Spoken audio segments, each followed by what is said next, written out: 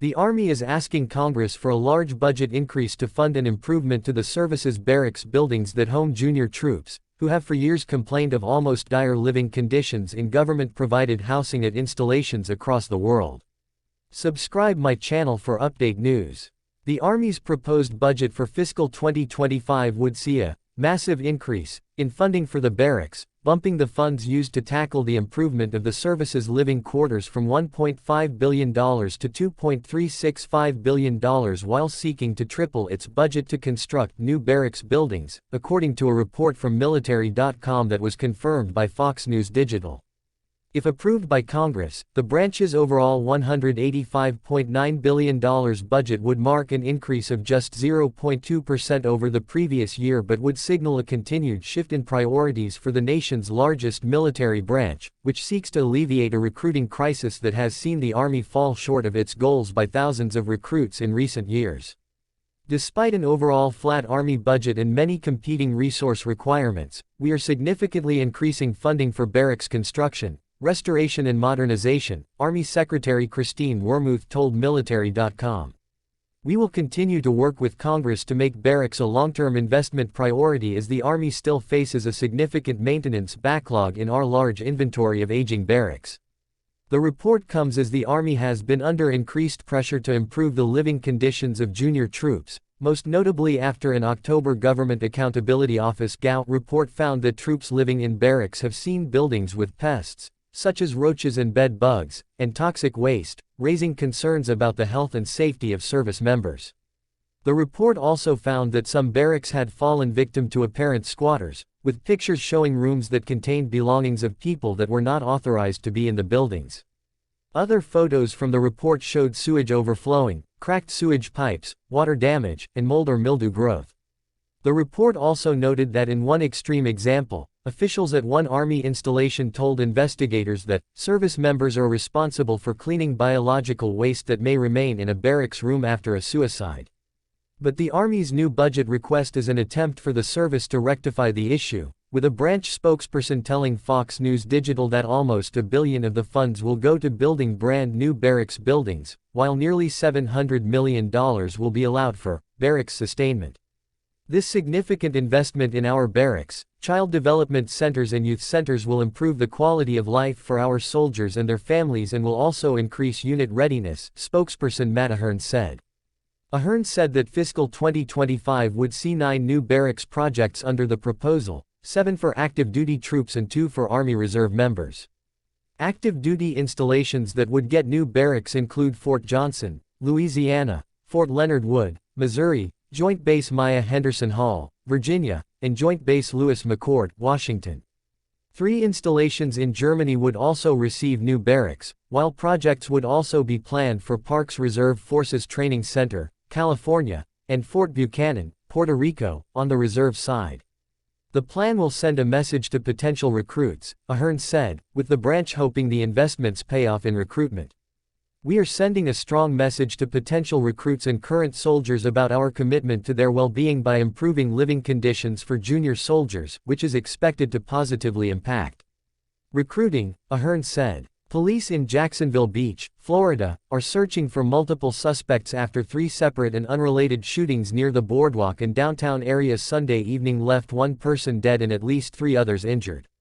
Multiple suspected shooters remain on the loose, Jacksonville Beach Police Chief Jean Paul Smith said at a media briefing Monday morning. I cannot emphasize the chaotic nature of the incident last night, Smith said. We are currently working 3 separate unrelated shootings. The first shooting happened around 7:50 p.m. in the 400 block of the boardwalk just east of the Best Western Hotel. Smith said officers had earlier learned of a possible gathering of teens underneath the pier and found that 250 to 400 juveniles in their late teens had gathered, engaging in boxing matches and fights. Officers were on scene dispersing the crowd when gunfire erupted. One witness who recorded video from the beach during the shooting described about 15 to 20 gunshots as everybody started scattering. 2 suspects shot each other and 1 innocent bystander from out of town was struck, Smith said. 1 suspect and the bystander were rushed to a hospital. The second suspect, who police said is a certified gang member, self-reported to the hospital. All 3 were in serious condition. The second shooting happened around 8:13 near the Ritz Bar in the downtown area.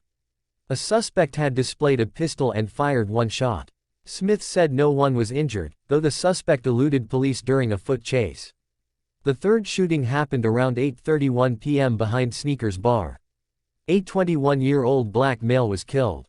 3 armed suspects, all black males, drew firearms, though only one opened fire, Smith said. The 3 suspects remain at large. The 3 shootings by multiple shooters prompted authorities to ask the city to shelter in place, but the order was later lifted at 10:54 p.m. as officers continued to work at the scenes of the shootings. No police officers discharged their firearms during any of the incidents and no arrests have been made as police continue to investigate the incidents, Smith said. Multiple pistol and rifle shell casings were found at the 3 shooting scenes. Smith said 2 firearms used in the shootings have been recovered.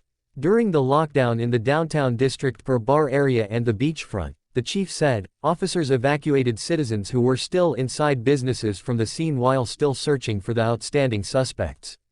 The Department of Homeland Security (DHS) has called allegations that a Haitian migrant raped a disabled 15-year-old girl, heinous. Corey Alvarez, the 26-year-old Haitian national charged with raping the teen at a Massachusetts hotel that was housing migrants last week, entered the U.S. last summer via President Biden's controversial CHNV parole program. He was flown into New York City directly from Haiti. CHNV stands for Cuba, Haiti, Nicaragua and Venezuela. The program allows up to 30,000 people each month from these countries to fly into the U.S. and be granted 2 years of humanitarian parole, which allows them to apply to work in the U.S. Administration officials have said these individuals are screened and vetted against national security and public safety databases. Anyone found to be a threat to national or public safety is denied admission and removed. Individuals from Cuba, Haiti, Nicaragua, and Venezuela who are paroled into the U.S. must have a U.S.-based financial supporter and are responsible for arranging their own travel, administration officials have said. The policy was first announced for Venezuelans in October 2022, which allowed a limited number to fly directly into the U.S. as long as they had not entered illegally, had a sponsor in the U.S. already and passed certain checks. In January 2023, the administration announced that the program was expanding to include Haitians, Nicaraguans and Cubans. The program allows for migrants to receive work permits and a 2-year authorization to live in the U.S. It was announced alongside an expansion of Title 42 expulsions to include those nationalities. Police in Rockland, Massachusetts, responded to a Comfort Inn on Wednesday night after receiving reports of a sexual assault. The hotel participates in a state and federal program to house migrant families, and Alvarez lived at the hotel. The Plymouth County District Attorney's Office said Alvarez went before a Hingham District Court judge on Thursday and pleaded not guilty to a single count of aggravated rape of a child. The department cannot comment on ongoing criminal proceedings beyond the standard information provided by ICE, a DHS spokesperson told Fox News in a statement. That said, the alleged crime is heinous. Individuals should be held responsible to the fullest extent under the law. Thanks for watching my video. Please subscribe my channel and press the bell icon for more information news, and also share my video with your friends. Thank you so much.